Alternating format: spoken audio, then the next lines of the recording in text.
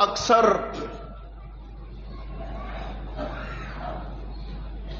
یہ ذہن رکھتے ہیں کہ عمل زیادہ سے زیادہ کرنے چاہیے.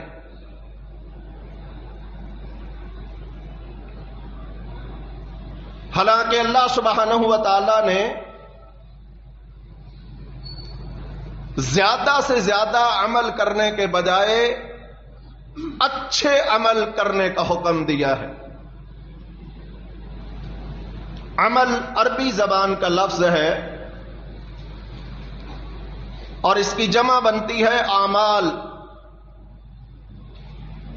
معنی ہے اس کا کام. جو بھی ہم کام کرتے ہیں عربی کے اندر اسے عمل کہتے ہیں.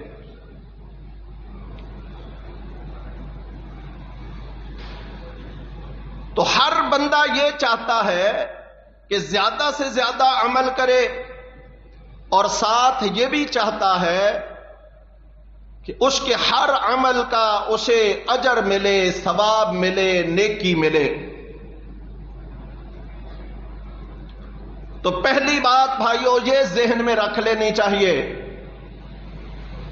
کہ اللہ سبحانہ و تعالی کے ہاں اعمال کی گنتی نہیں ہوگی،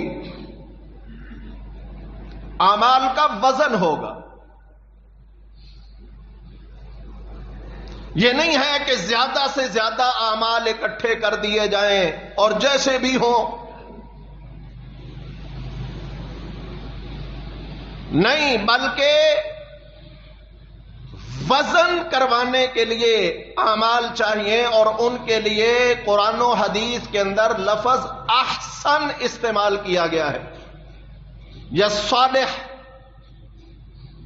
اچھا عمل یا نیکی کا ذریعہ بننے والا عمل. اگر کوئی شخص چاہتا ہے کہ میں کوئی بھی عمل کروں اور اس عمل پر مجھے نیکی مل جائے، اجر مل جائے، ثواب مل جائے، چاہے وہ دین سے متعلقہ ہو یا دنیا سے متعلقہ ہو، یہاں تک کہ بعض وہ کام جو ہم اپنی ضرورت کے لیے کرتے ہیں وہ بھی اجر بن سکتے ہیں، نیکی کا ذریعہ بن سکتے ہیں. مثلا ہماری ضرورت ہے کھانا، کھانے کے لیے کمانا، محنت کرنا. تو جب کمایا اللہ اور اس کے رسول کے احکامات کے مطابق جائے اور اللہ کے نبی کی سنت کے مطابق پابندی کر کے کھایا جائے تو یقیناً کھانا اجر بنے گا، نیکی کا ذریعہ بن جائے گا. اور بھی بے شمار کام ہیں جو ہماری ضرورت ہے، جیسے سونا ہماری ضرورت ہے، نہیں سوئیں گے تو صحت درست نہیں رہے گی، بیمار پڑ جائیں گے. لیکن اگر بندہ سونا تو ہے ہی ہے، اس کے بغیر تو انسان کا چارہ نہیں ہے، لیکن اگر اپنے سونے کو نبی صلی اللہ علیہ وسلم کے بتائے ہوئے آداب کے مطابق کر لیا جائے تو لو جی بندہ مزے سے سو رہا ہے اور نیکیاں لکھی جا رہی ہیں، اجر مل رہا ہے، ثواب اکٹھا ہو رہا ہے. تو اسی طرح باقی بھی تمام اعمال ہیں. اگر کوئی شخص یہ چاہتا ہے کہ میرا ہر عمل نیکی بن جائے، میرا ہر کیا ہوا کام اجر و ثواب کے حصول کا ذریعہ بن جائے تو بھائیو اسے 3 شرائط کو اپنانا لازم ہے. جب تک کسی کام میں یہ 3 شرطیں نہیں پائی جائیں گی، چاہے لوگ اسے کتنا ہی بڑا عمل کہتے رہیں، اللہ کے ہاں وہ ایک ذرے کے برابر بھی نہیں ہے. سب سے پہلی شرط ایمان ہے کیونکہ ایمان کے بغیر اللہ کو کوئی عمل قابل قبول نہیں ہے. جیسے سورت نحل کی آیت کریمہ میں نے شروع میں تلاوت کی ہے کہ جس شخص نے بھی نیک عمل کیا، عورت ہو یا مرد، اس نیک عمل کرنے والے کے لیے شرط ہے کہ وہ مومن ہو. ایمان پہلی شرط ہے اعمال کی قبولیت کے لیے. ایمان نہیں ہے تو اللہ کو قابل قبول کوئی عمل نہیں ہے. اس پر قرآن مجید کے اندر بے شمار آیات دلالت کرتی ہیں. تفصیل میں نہیں جاتا، اختصار کے ساتھ وہ عبداللہ بن جدعان کا مشہور واقعہ ہے نا. اما عائشہ رضی اللہ عنہا نے پوچھا اسے نیکی ملے گی؟ آپ نے فرمایا نہیں ملے گی. اس لیے کہ اس کا اللہ پر ایمان نہیں تھا. حاجیوں کو پانی پلاتا، کھانا کھلاتا، ضرورت مندوں کی ضرورتیں پوری کرتا، بیواؤں کی، یتیموں کی دیکھ بھال کرتا، صدقہ خیرات بہت زیادہ کرتا تھا، لیکن ایمان والا نہیں تھا. اس لیے اس کے یہ سارے اچھے کام دنیا میں گئے، قیامت کے دن ان کا کوئی اجر اسے نہیں ملے گا. اب یہاں سوال پیدا ہوتا ہے کہ کفار اچھے اچھے کام کرتے ہیں اور بہت اچھے اچھے کرتے ہیں. جیسے ابھی میں نے ذکر کیا عبداللہ بن جدعان کا. یہ کوئی معمولی کام ہے کہ بیت اللہ کی زیارت کرنے کے لیے پورے سال میں جتنے بھی لوگ آتے عمرے کے لیے اور حج کے سیزن میں جتنے بھی لوگ اکٹھے ہو جاتے، سب کے کھانے پینے کا انتظام اکیلا عبداللہ بن جدعان کرتا تھا. گرمی میں، سخت گرمی میں ستو گھول گھول کر غلاموں کو بھی لگاتا اور خود برتن بھر بھر کے جب حاجی طواف کر رہے ہوتے یا صفا مروہ کی صحیح کر رہے ہوتے تھے تو وہاں جا کر خود ان کو اپنے ہاتھوں سے پلاتا تھا. یہ کوئی معمولی عمل ہے، لیکن نیکی نہیں ملے گی. صحیح مسلم کے اندر حدیث ہے، رسول اللہ صلی اللہ علیہ وسلم نے فرمایا کافروں کے اعمال کا صلہ انہیں اللہ دنیا میں ہی مقدور بھر جو ان کی قسمت میں ہے انہیں عطا کر دیتا ہے. آخرت کے لیے ان کے پاس کوئی چیز باقی نہیں بچے گی. جیسے اللہ سبحانہ و تعالی نے فرمایا وَقَدِمْنَا إِلَى مَا عَمِلُوا مِنْ عَمَلٍ، پھر ہم آگے بڑھ کر ان اعمال کی طرف جائیں گے جو انہوں نے دنیا میں کیے تھے. فَجَعَلْنَاهُ هَبَاءً مَنْثُورًا، پھر ہم انہیں اڑتی ہوئی خاک بنا دیں گے، خاک کی طرح. جیسے خاک مٹی اڑتی ہے، غبار اڑتا ہے، ایسے اڑا دیں گے. اور ایک جگہ پر اللہ سبحانہ و تعالیٰ نے اسے راکھ کے مانند قرار دیا. جیسے اللہ نے فرمایا مثل الذین کفروا بربہم اعمالہم کرماد اشتدت بہ الریح،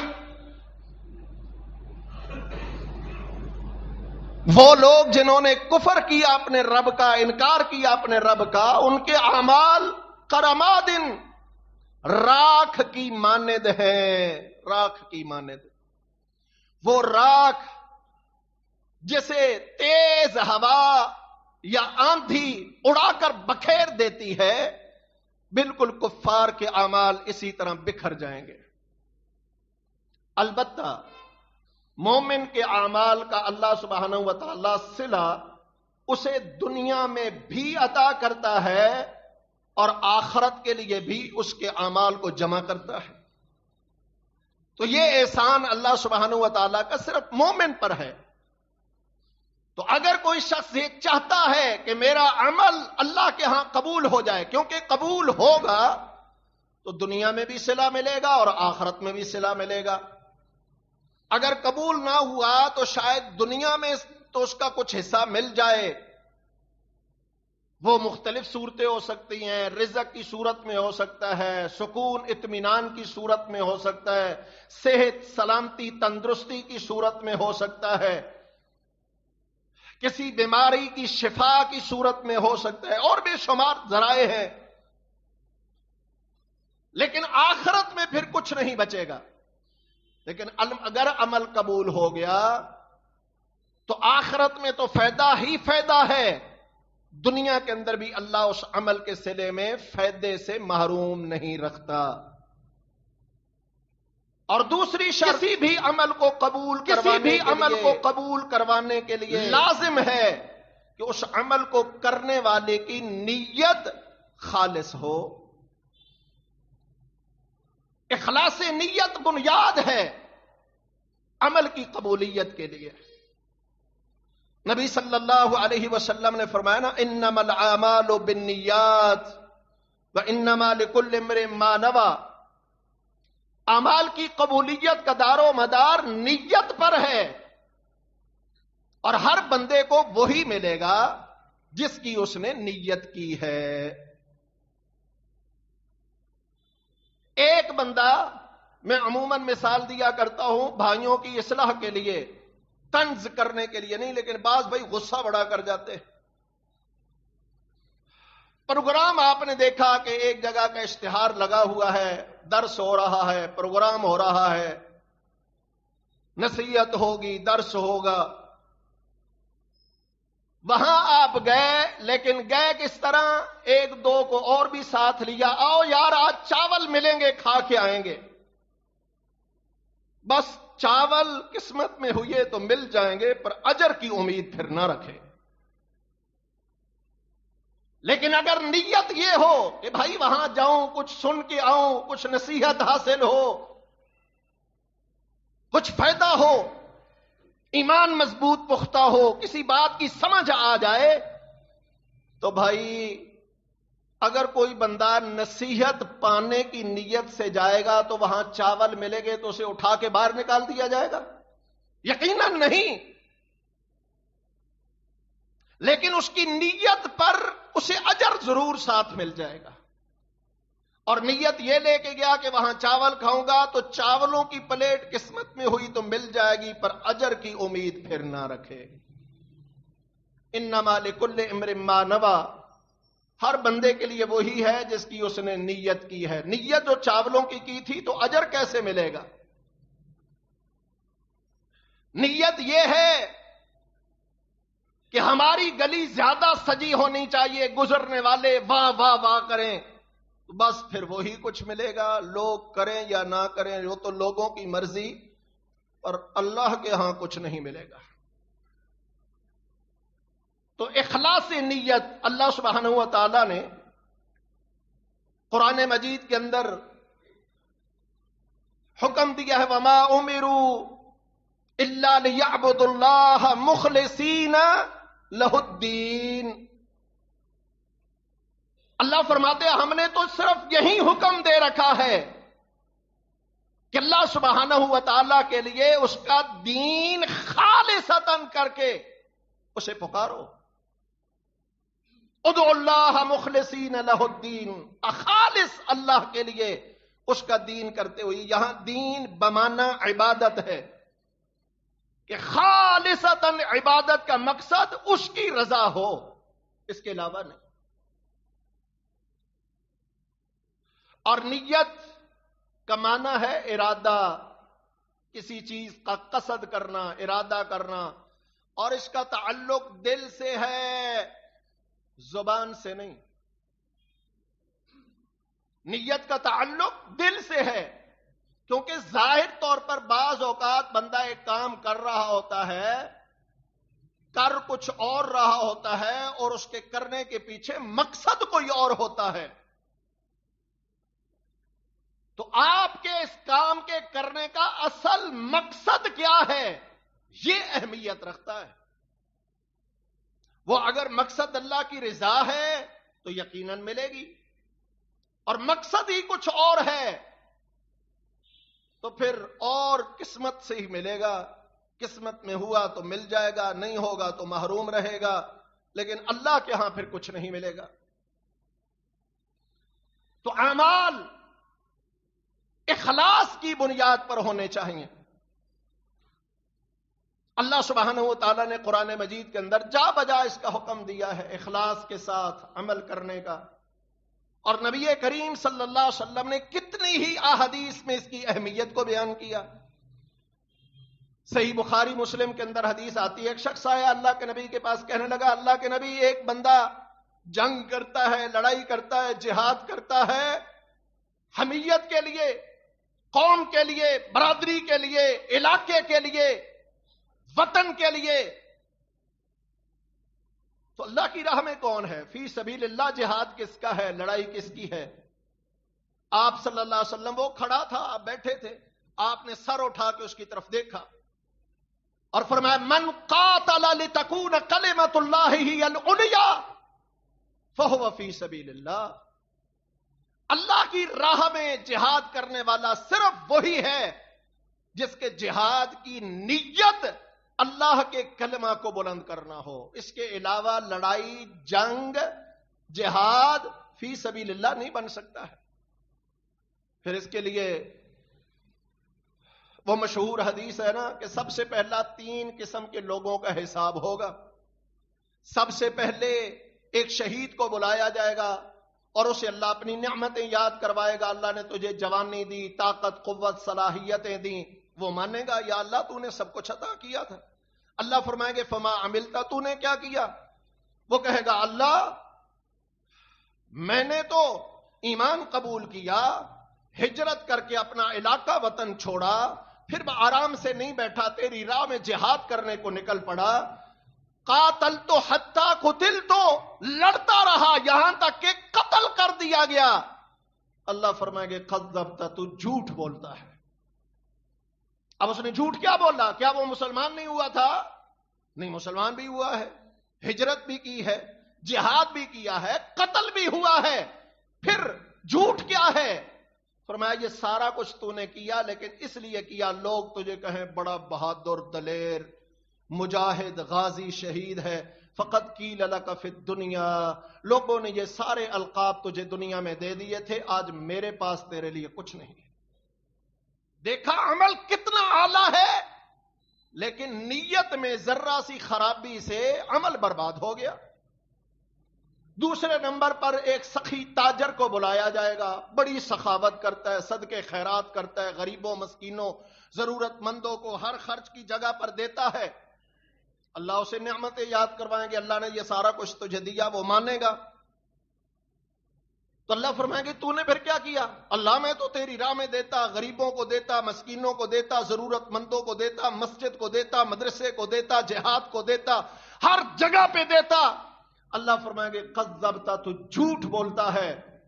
اب جھوٹ اس نے کیا بولا؟ کیا خرچ نہیں کیا تھا؟ خرچ تو اس نے کیا ہے. پھر جھوٹ کیا بولا؟ جھوٹ یہ بولا کہ اللہ تیرے لیے کیا. فرمایا نہیں، تو نے تو اس لیے کیا لوگ تجھے کہیں سخی ہے، غنی ہے. فقط قیل لک فی الدنیا، لوگوں نے دنیا میں یہ سارا کچھ تجھے کہہ دیا، آج میرے پاس تیرے لیے کچھ نہیں ہوگا. تیسرے نمبر پر ایک عالم دین کو، قاری قرآن کو بلایا جائے گا، اسے اللہ علم کی نعمت یاد کروائیں گے. وہ مانے گا یا اللہ تو نے مجھے علم دیا، فہم و فراست دیا، حفظ کرنے کے لیے اللہ تو نے ذہن دیا. تو اللہ فرمائیں گے فما عملتا، پھر عمل کتنا کیا ہے؟ وہ کہے گا اللہ میں نے تو درس دیے، میں نے تقریریں کی، میں نے جمعے پڑھائے، میں نے واعظ و نصیحت کیا. قاری قرآن کہے گا اللہ میں نے تو ہر جگہ پہ قرآن سنایا. اللہ فرمائیں گے کذبتا، تو نے جھوٹ بولا ہے. کیا جھوٹ بولا؟ کیا وہ تقریریں نہیں کرتا تھا؟ کیا وہ قرآن نہیں سناتا تھا؟ نہیں، یہ جھوٹ نہیں ہے. جھوٹ کیا ہے؟ تو اس نے کہا اللہ تیرے لیے کیا ہے. اللہ فرماتے ہیں یہ جھوٹ ہے، تو نے تو اس لیے کیا تاکہ لوگ تجھے علامہ صاحب کہیں، لوگ تجھے بڑا مقرر کہیں، لوگ تجھے فلاں کہیں، فلاں کہیں، اچھا قاری کہیں، بہترین آواز والا کہیں. فقط قیل لک فی الدنیا، لوگوں نے یہ دنیا میں کہہ دیا، آج میرے پاس تیرے لیے کچھ نہیں. پھر حکم ہوگا انہیں پکڑ کے گھسیٹ کے جہنم کی آگ میں ڈالو. اعمال بہت بڑے ہیں لیکن برباد کس چیز سے ہو گئے؟ نیت، ارادے کی خرابی سے. تو دوسری شرط کسی بھی عمل کو اللہ کے ہاں قبول کروانا ہے تو دوسری شرط ہے نیت خالص ہونی چاہیے. اور تیسری شرط، اگر آپ چاہتے ہیں ہر عمل پہ نیکی ملے، اجر ملے، ثواب ملے، تو تیسری شرط اس عمل کے لیے یہ ہے کہ نبی صلی اللہ علیہ وسلم کی سنت اور طریقے کے مطابق ہونا چاہیے. مرضی منمانی کا عمل اللہ کو قابل قبول نہیں ہے. سورۃ محمد میں اللہ سبحانہ و تعالی نے فرمایا یا ایھا الذین آمنوا اطیعوا اللہ واطیعوا الرسول ولا تبطلوا اعمالکم. ایمان والو اللہ رسول کی بات مانو اور اپنے اعمال کو برباد نہ کرو. یعنی اللہ رسول کی بات نہ مانی تو عمل برباد ہو گیا، ضائع ہو گیا. قل ان کنتم تحبون اللہ فاتبعونی. اللہ کے نبی ان کو کہو اگر چاہتے ہو اللہ بھی تم سے محبت کرے تو فاتبعونی. اس کا طریقہ یہ ہے کہ میں محمد صلی اللہ علیہ وسلم کی اتباع کرو، میرے نقش قدم پر چلو، جو کہتا ہوں مانتے جاؤ، جس سے روکتا ہوں رکتے جاؤ. یحببکم اللہ، اللہ تم سے محبت کر لے گا. اور نبی کریم صلی اللہ علیہ وسلم نے فرمایا کل امتی یدخلون الجنۃ الا من ابا. میری ساری امت جنت میں جائے گی سوائے اس کے جس نے جنت میں جانے سے خود انکار کر دیا. صحابہ نے پوچھا اللہ کے نبی وہ کون بد نصیب ہے جو انکار کرے گا؟ فرمایا من اطاعنی دخل الجنہ، جس نے میری بات مانی وہ تو جنت میں گیا. ومن عصانی فقد ابا، جس نے میری نافرمانی کی اس نے جنت میں جانے سے خود ہی انکار کر دیا ہے. اللہ نے احکامات فرض کیے اور احکامات سکھانے کے لیے، طریقہ بتانے کے لیے ساتھ رسول اللہ صلی اللہ علیہ وسلم کو مبعوث فرمایا. اگر بھائیو رسول اللہ کے بغیر ہی عمل قابل قبول ہو جاتے پھر اللہ قرآن اتار دیتا، ہم خود پڑھ کے سیکھ لیتے، پھر نبی کے آنے کا کوئی مقصد ہی نہیں رہتا. مقصد ہی یہ ہے کہ اللہ نے حکم دیا نماز پڑھو تو مجھے اور آپ کو دیکھنا چاہیے اللہ کے نبی نے نماز کیسے پڑھی. اللہ کے نبی نے بھی یہی فرمایا صلو کما رأیتمونی اصلی. نماز اس طرح پڑھو جیسے مجھے پڑھتے ہوئے دیکھتے ہو. اور وہ اللہ کے نبی جو طریقہ بتاتے ہیں کسی بھی عمل کا، وہ اللہ کے نبی نے کہاں سے سیکھا ہے؟ اللہ سبحانہ و تعالیٰ نے سکھایا ہے. نمازی کو لے لیجئے، جبرائیل امین نبی صلی اللہ علیہ وسلم نے فرمایا 2 دن مسلسل جبرائیل مجھے 5 نمازیں با جماعت پڑھانے کے لیے تشریف لاتے رہے. 10 نمازیں پڑھا کر جبرائیل نے، وہی جبرائیل جو قرآن لے کر آ رہے تھے، جو یہ حکم لے کر آ رہے تھے اقیم الصلاۃ، یہ اقیم الصلاۃ کا حکم جبرائیل کہاں سے لے کے آ رہے تھے؟ یقیناً اللہ سبحانہ و تعالیٰ کے پاس سے. تو اب طریقہ جبرائیل بتا رہے ہیں، ساتھ کھڑا کر کے اللہ کے نبی کو سکھا رہے ہیں. تو یہ جبرائیل نے کہاں سے سیکھا؟ کیونکہ جبرائیل تو فرشتہ ہے، اور فرشتوں کے بارے میں اللہ فرماتے ہیں قالوا لا علم لنا الا ما علمتنا. اللہ ہمیں کچھ معلوم نہیں جب تک تو بتا نہ دے. تو جب فرشتوں کو اللہ کے بتائے بغیر پتہ ہی کچھ نہیں ہے تو جبرائیل نے طریقہ نماز کا بتایا تو کہاں سے سیکھ کے آیا؟ پھر صحابہ کہتے ہیں اللہ کے نبی ہمارے سامنے تشریف لائے، ممبر پہ کھڑے ہوئے، آپ نے نماز کا پورا طریقہ نقشہ بیان کیا، پھر ممبر سے نیچے اتر کے سجدہ کر کے دکھایا اور مکمل کر کے فرمایا سلو کما رأیتمونی اصلی. نماز اس طرح پڑھو جیسے مجھے پڑھتے ہوئے دیکھتے ہو. آپ نے عمل کر کے دکھایا ہر ایک پر، ہر ایک حکم پر.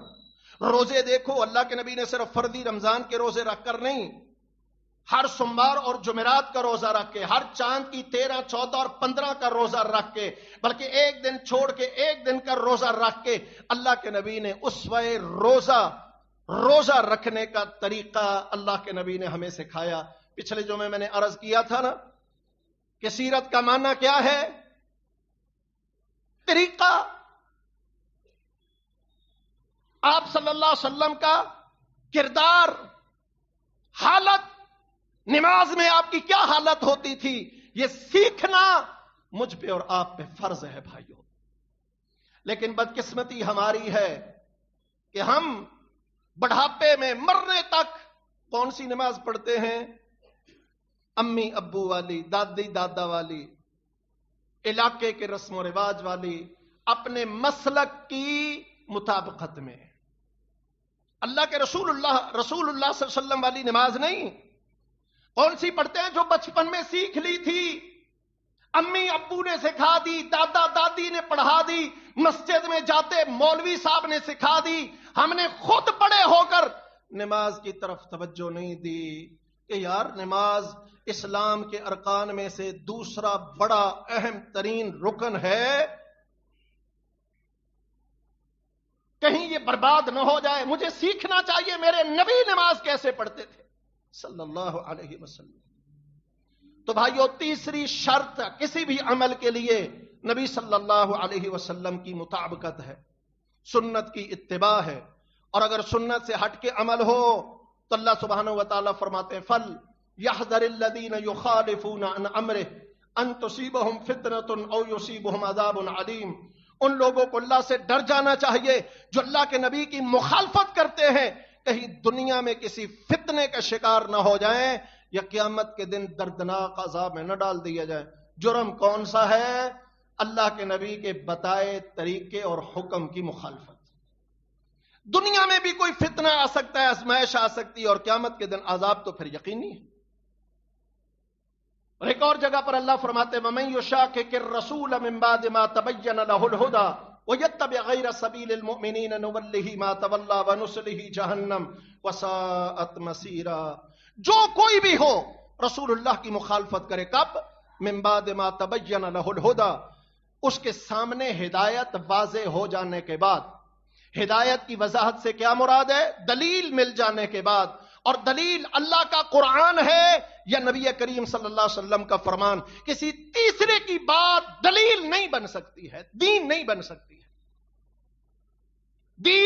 دلیل مل جانے کے بعد بھی وَيَتَّبِعْ غَيْرَ سَبِيلِ الْمُؤْمِنِينَ، صحابہ کرام کے رستے سے بھی ہٹ کے چلا تو نُوَلِّهِ مَا تَوَلَّى وَنُصْلِهِ جَهَنَّمَ۔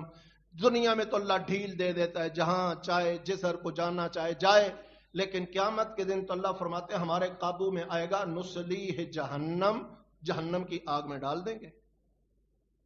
اور نبی کریم صلی اللہ علیہ وسلم نے فرمایا من عمل عملا لیس علیہ امرنا فہو رد، صحیح بخاری۔ جس بندے نے کوئی بھی عمل کیا چاہے وہ چھوٹا سا ہی کیوں نہ ہو، لیکن اگر اس عمل کی تصدیق ہم سے نہیں ہے، یعنی اللہ کے نبی کی بات سے نہیں ہے، اس کی تصدیق حدیث میں نہیں ہے، تو فرمایا فہو رد، وہ مردود تو ہو سکتا ہے، قابل قبول نہیں ہو سکتا۔ اور صحیح مسلم کے الفاظ کیا ہیں؟ من احدث فی امرنا ھذا ما لیس منہ فہو رد۔ جس نے کوئی ایسا طریقہ نکال لیا ہمارے دین میں، یہ ذہن میں رکھیے، فی امرنا ھذا، ہمارے اس دین میں جس نے کوئی نیا طریقہ نکال لیا جو اس میں سے نہیں ہے، فہو رد، وہ مردود ہوگا، قابل قبول نہیں۔ اب فی امرنا ھذا، ہمارے اس حکم میں کیا مراد ہے؟ کہ بھائی اسے دین سمجھ کے کیا جا رہا ہو۔ اب یہاں لوگ کیا کرتے ہیں؟ بدعت سے روکو، خرافات سے روکو، ایجادات، مذہبی ایجادات سے روکو، تو آگے سے کہتے ہیں تم کتنی نئی نئی چیزیں استعمال کرتے ہو۔ اللہ کے نبی سپیکر پہ خطبہ دیتے تھے، اللہ کے نبی گھڑی پہنتے تھے، اللہ کے نبی موبائل رکھتے تھے، تمہاری مسجد میں اتنی بڑی بڑی گھڑیاں لگی ہیں، مسجد نبی میں ہوتی تھی، تو یہ بھی بدعتیں ہو گئیں۔ اب بھائیو ذہن میں رکھیے، سپیکر کو ہم ثواب سمجھ کر نہیں لگاتے کہ سپیکر پر جمعہ پڑھائیں گے تو ثواب زیادہ ہوگا، اسے ہم دین نہیں سمجھتے، ضرورت سمجھتے ہیں۔ ضرورتوں میں اگر شریعت نے پابندی لگا دی ہے تو ہمیں پابند ہونا پڑے گا، لیکن شریعت نے اگر پابندی نہیں لگائی ہے تو آزاد ہے، جو بھی ضرورت کی چیز ہو اسے استعمال کر سکتے ہیں، اگر وہ شریعت کے مخالف نہیں ہے تو۔ ہم گھڑیاں موبائل رکھتے ہیں ضرورت کے لیے، دین سمجھ کر نہیں۔ اگر کوئی ان چیزوں کو دین سمجھ کے کرے گا تو یقیناً وہ بدعت کر رہا ہے، گناہ کر رہا ہے۔ تو اعمال کی قبولیت کے لیے 3 شرائط، پہلی شرط ایمان، دوسری اخلاص نیت، اور تیسری اللہ کے نبی کی اتباع، ورنہ جتنا